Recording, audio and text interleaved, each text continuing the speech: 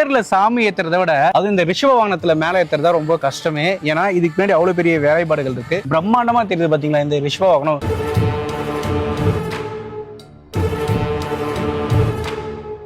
எத்தனை வருஷத்துக்கு முன்னாடி இது நம்ம ஆரம்பிச்சது? 200 வருடத்திற்கு முன்னாடி ஒரு மரத்தினால ஒரு ரிஷப வாகனம் இருந்துச்சு. ஃபர்ஸ்ட் மரத்தினால இருந்தது. அந்த வாகனத்தை விட்டுட்டு இதை காட்டிலும் கொஞ்சம் சிறிய வாகனம், அந்த சிறிய வாகனத்தை பெரிய வாகனம் ஆக்கணும்னு எங்க முன்னோர்கள் அதை நினைச்சாங்க. அப்ப அதை மாற்றும் போது இவ்வளவு பெரிய ரிஷப வாகனம் ஏசியாவிலே இதுதான் பெரிய வாகனம்.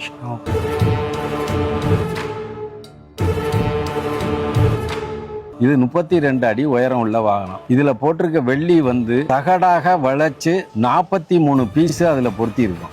இதனுடைய உயரம் 32 அடி உயரம். இது 200 வருஷத்துக்கு முன்னாடி எங்க முன்னோர்களால் கட்டப்பட்டது. அதற்கப்புறம் நாங்க பாலிஷ் போட்டு இதுக்கு முந்தின வாகனத்தை பக்கத்து ஊர்ல உள்ள காஞ்சியில கொடுத்துட்டோம். அதை அவங்க இன்னைக்கும் அதை இது பண்ணிக்கிட்டு இருக்காங்க, யூஸ் பண்ணிக்கிட்டு இருக்காங்க. இந்த வாகனத்தை நாங்க பண்ணும்போது அன்னைக்கு இதனுடைய காஸ்ட் 35,000 ரூபாய். இன்னைக்கு இதனுடைய காஸ்ட் கிட்டத்தட்ட 20 கோடி ரூபாய் வெள்ளி மட்டும். அதனுடைய சப்பரம் எல்லாம் சேர்த்து இன்னைக்கு கிட்டத்தட்ட 20 கோடி ரூபாய் மதிப்புள்ள வாகனத்தை பின் வாரிசுகளான நாங்க இன்னைக்கும் அதை நல்லா பராமரிச்சுக்கின்னு பண்ணிக்கிட்டு வர்றோம். இது எடை எவ்வளவு சார்? இதனுடைய மொத்த எடை 6 டன். இதை நாங்க எங்களுடைய ரசிகள் மாறி வரும்போது ஒவ்வொருத்தரும் இதை எப்படி நம்ம பண்றது அப்படின்னு அவங்களுக்குள்ள ஒரு பயம் இருந்துச்சு. ஏன்னா பழைய இதை ஏதாவது நம்ம மாத்திரக்கூடாது, பண்ணக்கூடாது. பட் எங்க தலைவர் நாகப்பன்கிறவர் இந்த வருஷம் நாங்க 3 இயர்ஸ் பீரியட் டெஸ்டிஸ் மாறி வரும். இந்த ரிஷப வாகன கொட்டகையை ரோடு ஒசந்ததுனால 6 அடி நாங்க ஒசத்த வேண்டியதா போச்சு.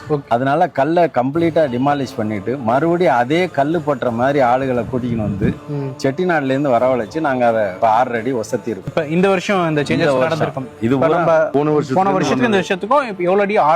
6 அடி ஒசத்தி இருக்கோம். பழைய தேக்கு எல்லாத்தையும் எடுத்துவிட்டு புது தேக்கு தென்காசியிலேருந்து மானாமதுரைக்கு வரவழைச்சு 38 அடி உயரமுள்ள தடியில பிளேட்டு மாதிரி அறுத்து கொண்டு இங்கே அதை பாலிஷ் பண்ணி பேசி 4 சக்கரத்தை மட்டும் வச்சுக்கிட்டு பாக்கி பூரா மரம் மாத்தினா மரத்தினுடைய மதிப்பு இன்னைக்கு 20 லட்சம். 20 லட்சம். அப்ப டோட்டலா அது ஒரு 20 கோடி, இது ஒரு 20 லட்சம். மொத்தத்துல எங்களுக்கு இன்னைக்கு 20 கோடி ரூபாய் மதிப்பு இந்த ரிஷபம். கம்ப்ளீட்டா இதை ரேம்ப் எல்லாம் போட்டுக்கிட்டு இந்த வாகனத்தை அதுக்குள்ள நிறுத்துறது எங்களுடைய கண்ட்ரோல்ல இருக்கும். வருஷத்துக்கு ஒரு தடவை தான் இந்த வாகனம் 5ஆம் திருவிழாவுக்கு எடுப்போம். இந்த ரிஷபத்துக்கு ஏத்தக்கூடிய குடை இப்போ இந்த 200 வருஷத்துல 5ஆவது குடை இப்ப ஏத்துறோம். 5. ஓகே.